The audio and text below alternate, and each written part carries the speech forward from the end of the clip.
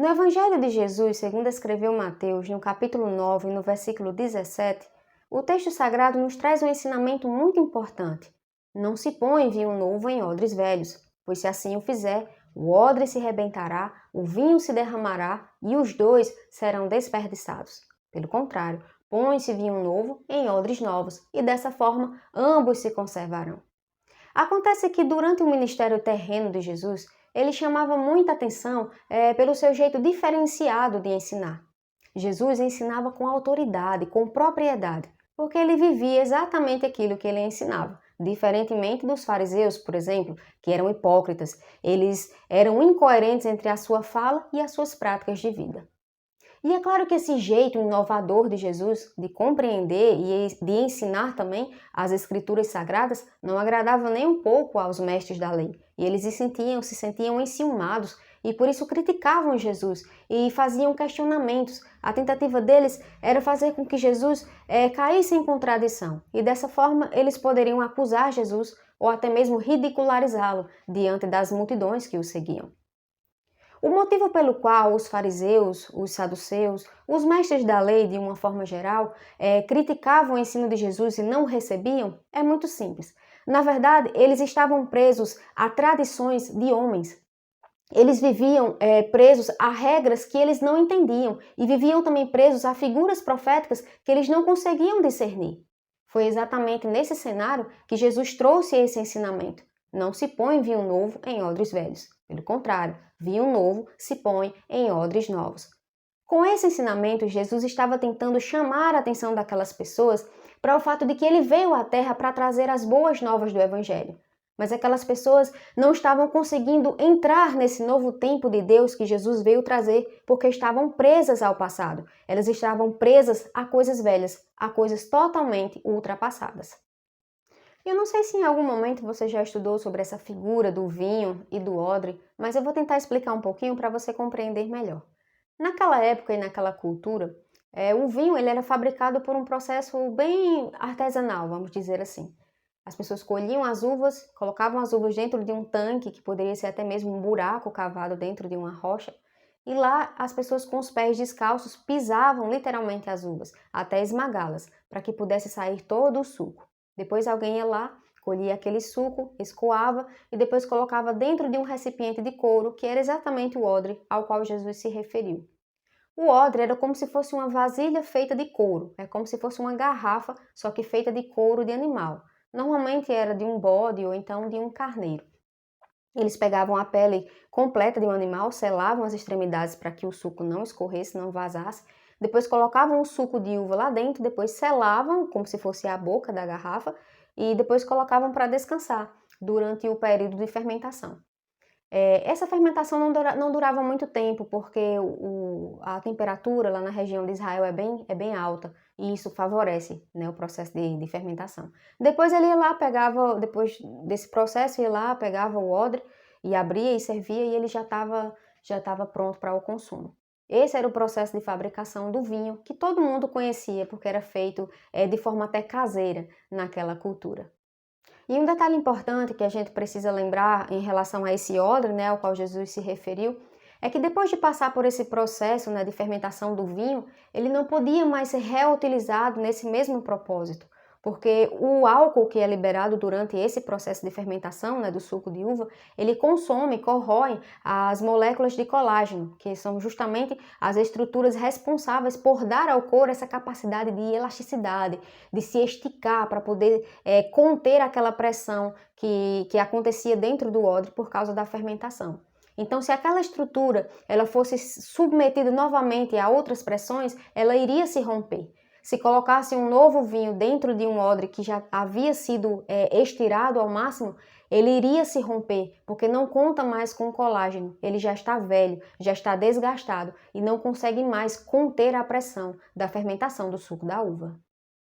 E todas essas informações de odre, de vinho, podem parecer um tanto incomuns aqui para a nossa realidade. De fato, não é comum aqui no nosso dia a dia a gente se deparar com esse processo artesanal de fabricação de vinho. Mas naquela cultura na qual Jesus estava inserido, era muito comum esse procedimento. Na verdade, era muito comum que as pessoas tivessem nos seus quintais odres pendurados, né, com vinho sendo fermentado.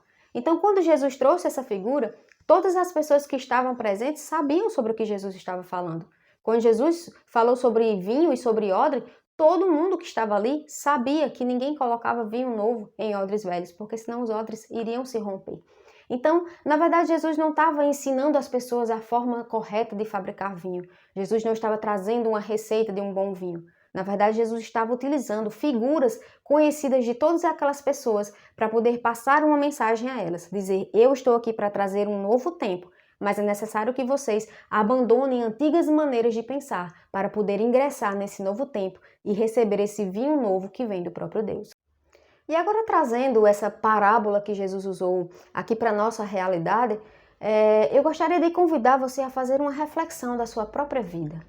Pense consigo mesmo, será que não sou eu essa pessoa que não está conseguindo entrar no novo tempo de Deus porque está presa a pensamentos do passado?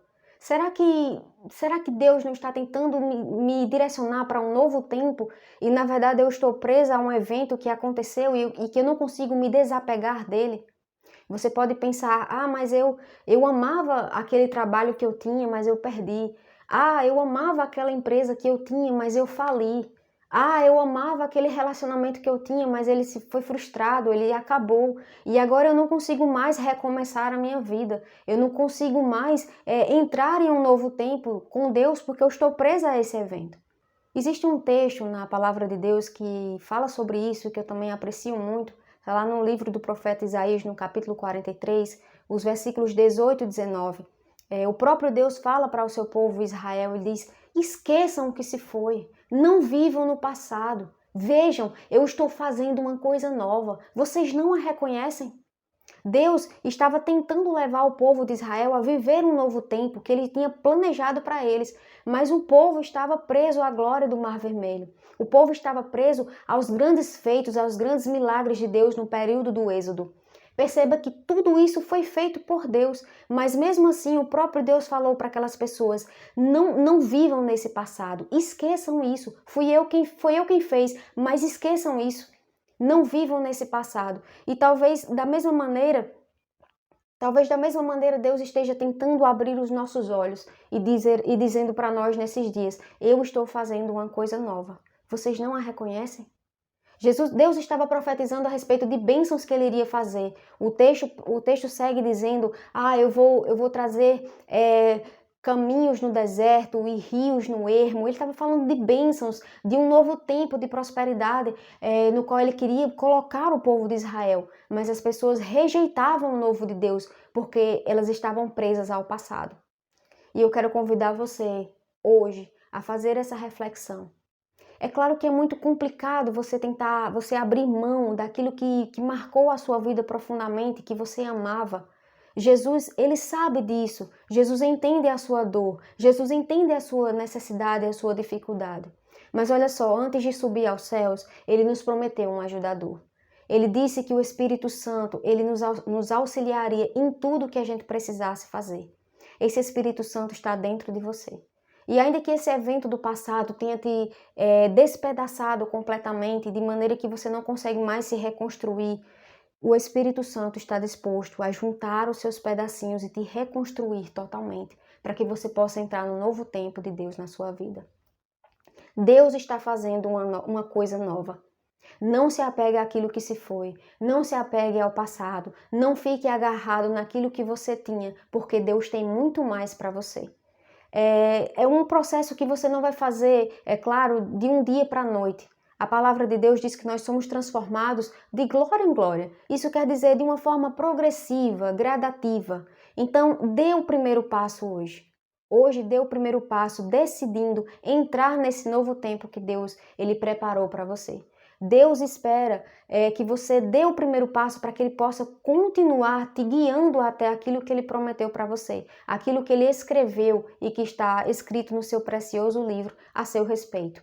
Deus tem uma coisa nova para fazer na sua vida. Dê o primeiro passo. Diga a Deus que você escolhe o novo de Deus. Diga a Deus que você não quer mais ser um odre velho. Diga a Deus que você está aberto Você está aberto para ser transformado num odre novo e receber o vinho novo de Deus para você.